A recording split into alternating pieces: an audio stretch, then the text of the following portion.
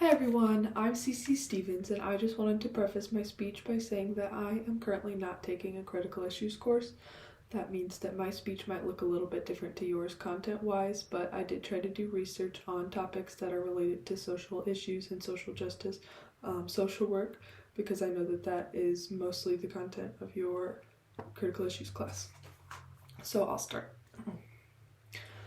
In the United States, on average, 2 pounds of apples or 8 apples cost $2.64. For the same price, at McDonald's, you could purchase a McChicken and a drink, and it would be more filling.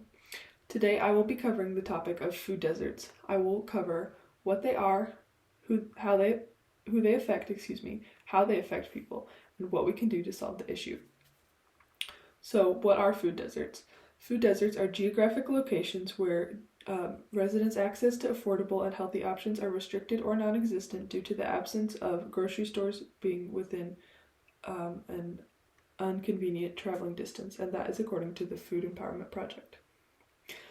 People who live in these areas are forced to purchase high-calorie and high-fat foods from places like fast food restaurants, gas stations, and corner stores. Food deserts affect people because lack of access to healthy food options can cause health issues. Health issues related to not having access to healthy food include obesity, diabetes, high cholesterol, high blood pressure, and cardiovascular disease, among others. Additionally, children who grow up eating fast food can become addicted to fast food because foods that are high in fat and sugar can, of course, be addicting.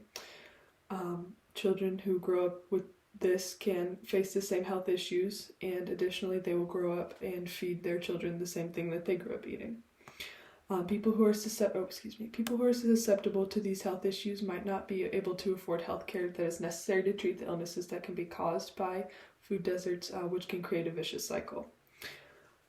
In fact, purchasing foods from gas stations and corner stores can be more expensive than purchasing foods from a supermarket, which people might not have access to.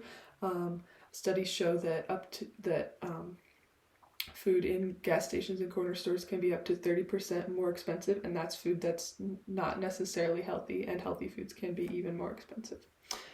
So, who do food deserts affect? Traditionally, food deserts affect people who live in low-income communities. People who might live in those low-income communities can often be Black or Hispanic. In fact, white neighborhoods can contain an average of up to 4 times as many supermarkets as predominantly Black neighborhoods do. Additionally, wealthy areas can contain up to 3 times as many supermarkets as poor areas do. In areas that people don't own cars, it is difficult for them to have access to grocery stores where the healthy food would be located, and it is much easier to go to a fast food station or a gas station or a corner store that's right around the corner. Also, healthy foods can be much more expensive, and they can, in some cases, be completely inaccessible, with a store with healthy food options being miles away from a person's home. So, what can we do to solve the issue of food deserts? Well, one of the most important ways would be to support community gardens. I'm sure we've all seen community gardens, which are just gardens where vegetables and fruits, healthy foods, are grown. They can be anywhere, and with that accessibility, it makes it much easier to access healthy foods. Another way would be to improve public transportation options.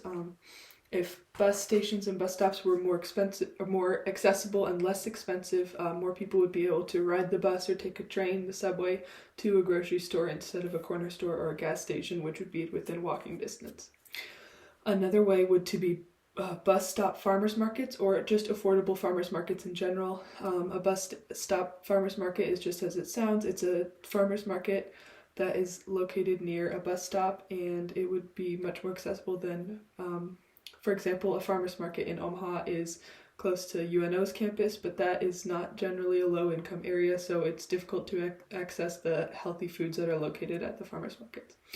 Another important way to support people who suffer from inaccessible healthy foods or food deserts would be education on healthy food choices. That could be at schools or, billboards, adult education classes. If people are educated on the poor choices that they might be making. Some people might not even be educated that the food that they're eating could be killing them and causing some of the health issues that they're suffering from. So education on where to get healthy foods and why healthy foods are important is very important, especially here in the United States.